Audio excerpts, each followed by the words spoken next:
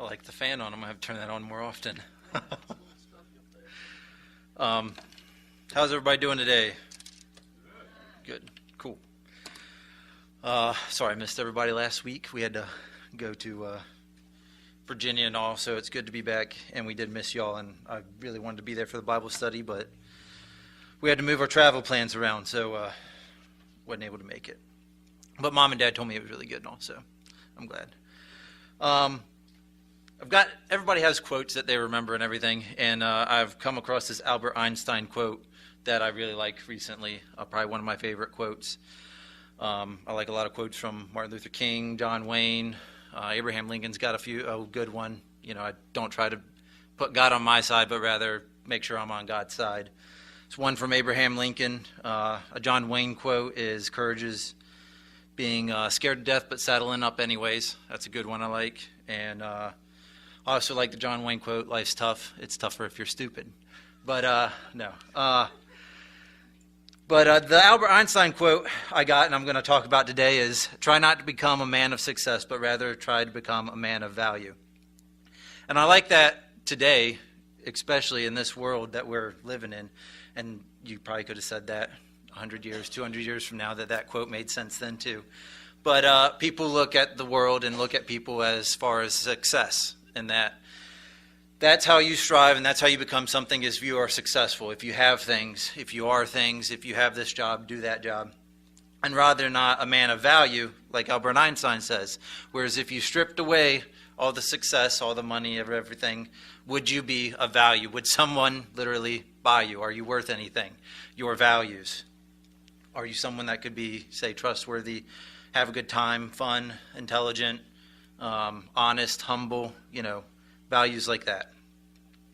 A good comparison I think you can see between success and value a little bit in the Bible was Proverbs 11, if y'all want to turn there, in the first couple verses.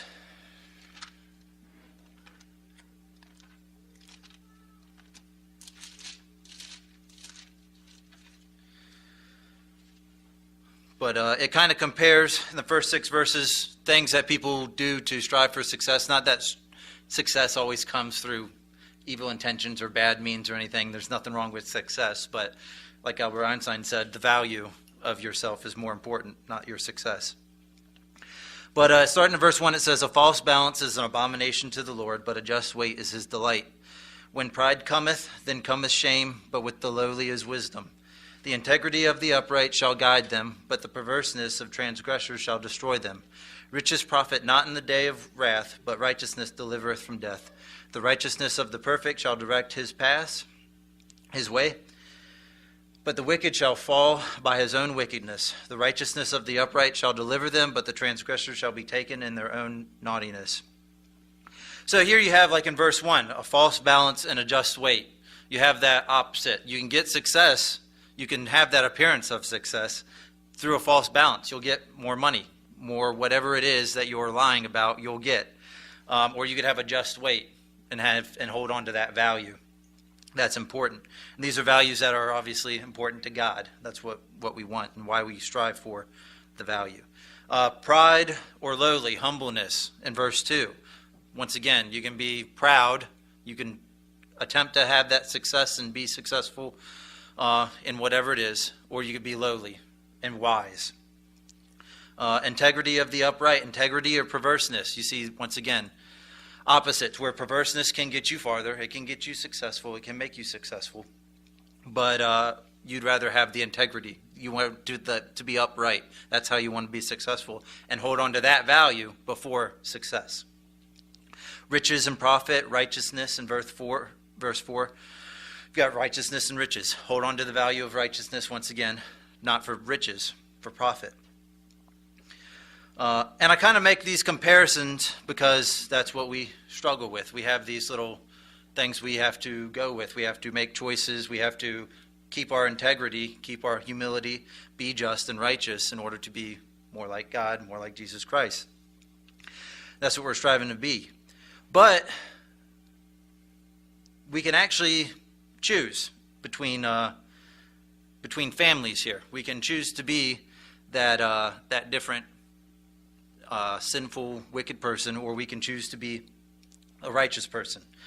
People say you can't pick your family, but you can. And there's two families actually in the Bible I kind of want to go over with. We know God's family, and then I want to also go over another.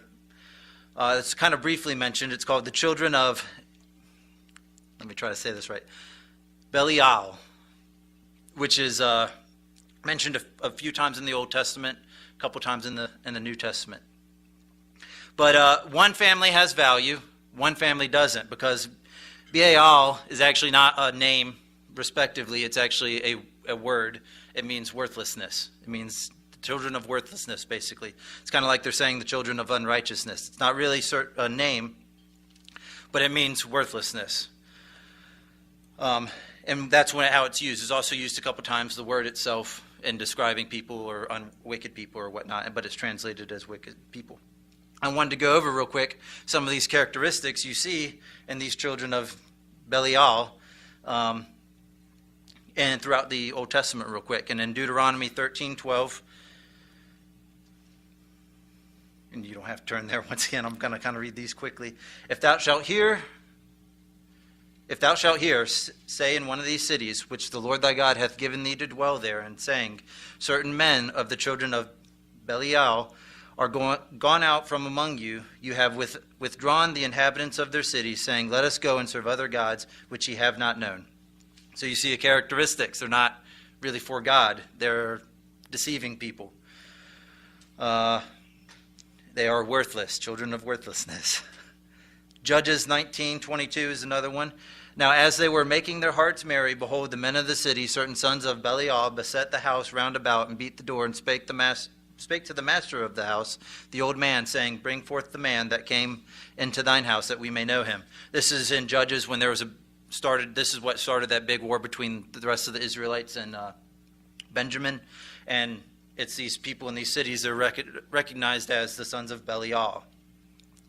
1 Samuel 2:12 says, the sons of Eli were sons of Belial. They knew not the Lord. The sons of Eli were sons of worthlessness. They knew not the Lord. They don't have the Lord. They're up to no good. And it talks about how the sons of Eli robbed from sacrifices, perverted justice and wisdom. They were bought for judgments and all. 1 Samuel 25:25. Let not my Lord, I pray thee, regard this man Belial, even Nabal, for his name is so is he. Nabal is his name, and folly is with him. But thine handmaid saw not the young men of my Lord, whom thou didst send. This is Nabal that when David was running, he was protecting these guys' sheep, Nabal, and herd and his cattle and all his herdsmen. And David asked him for some help, food, things like that, but he said no, even though he had just protected his herd and his belongings. And his wife comes and says, hey, have forgiveness on us. You know, we didn't know he is, and Nabal actually means stupid, which I think is kind of funny. Someone would name their kid that, and that's why she says folly is with him. That's his name. But he's recognized and regarded as a man of Belial, a man of worthlessness. 1 Samuel 30:22. Then answered all the wicked men and the men of Belial, of those that went with David, and said, because they went not with us, we will not give them out of the spoil we have recovered, save to every man his wife and his children, that they may lead them away and depart. So this is the point where David actually goes and rescues two of his wives and all the other men of the wives, because they were attacked, I think, by the Amalekites or something. He rescues them, and 200 of his men stayed behind because they were tired. So they watched the stuff, and the rest of his men went on and pursued. And when they got back, they got everybody's wives back and took the spoil. But when they got back, these men that were with David got greedy. They said, we don't want to share the spoil with everybody else. We want, because they didn't go fight. They didn't risk their lives. After that, David says, no, that's not how it's going to be. Everybody played a part in this. They stayed and watched the stuff. We went and fought. Everybody plays a part. So no, everybody divides the spoil. But once again, these men who are even running around with David are recognized as men of Belial, men of worthlessness, wicked men, because they're greedy. So all these examples of wickedness, and it's used a few more times in the Bible. People use the word and there are more examples of it. But these people showed no value in their actions. They showed gain, what they could gain worldly, physically, and not what they could value for the hereafter, for when Christ returns. They didn't hold on to like in Proverbs 11, the justice, the humility, integrity, or righteousness that God values. They didn't value those things. They valued worldly things. And that's that other family that I talk about. And that other family, you can obviously creep over pretty quick, because all the guys that were, not all the guys, but some of the guys with David, they switched over to worthlessness pretty quick, it seemed like. And they were counted as that same lowliness, worthless. It's really connotated negatively throughout the whole, when it's used. So that's why I reiterate the worthlessness. But then we have our other family in the Bible, and that is obviously the family of God, the one that has the values, has the justice, the humility, the integrity, and the righteousness, the things that God values. And we can turn to Matthew 10 real quick.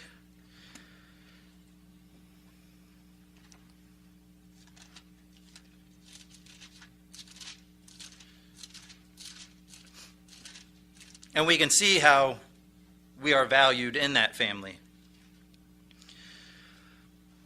from the trust we bestow with Jesus Christ, with God the Father, and how he helps us and keeps us whole.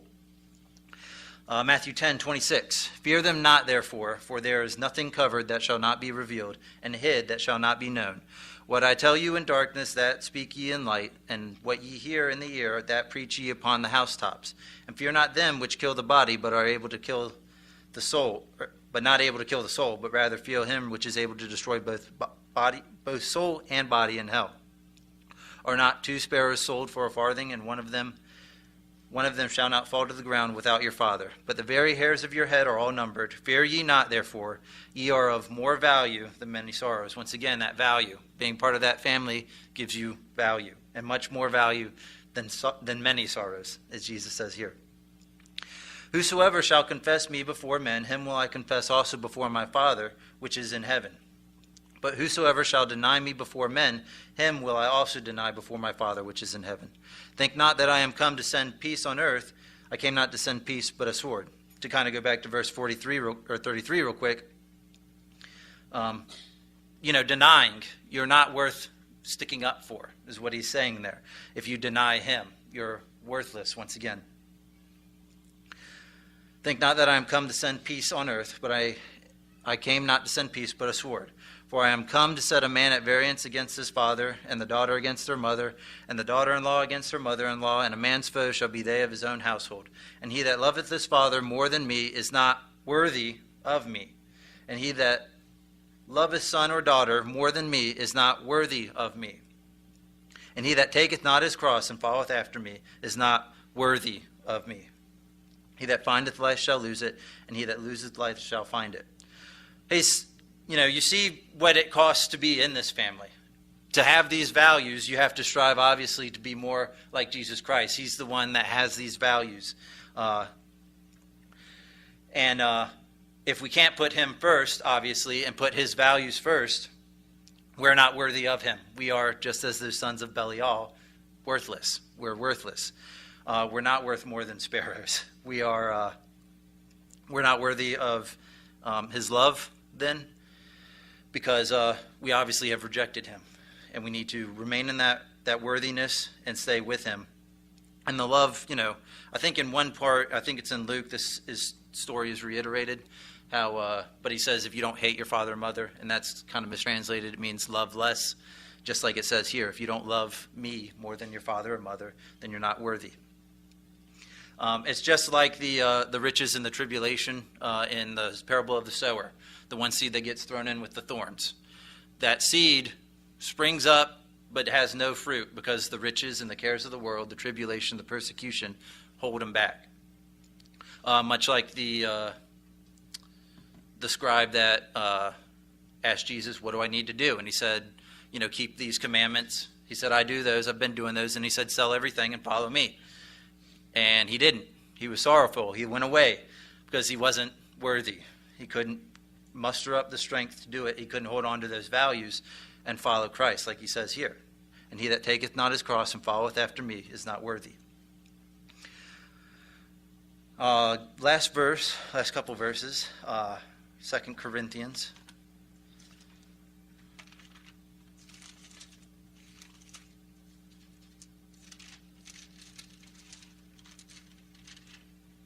Uh, 6 and verse 14.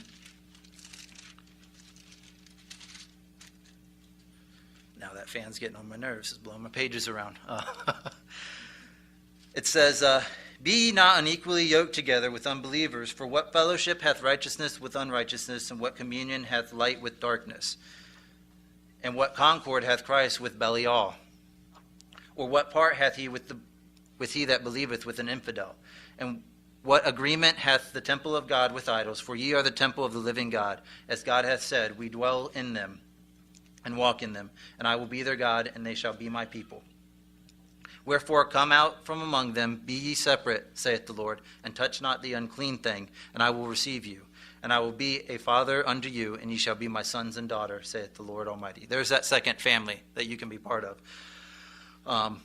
Is that part of God the Father, being a son or a daughter of him, being a child of him, and being of the things he is about, being like Jesus Christ.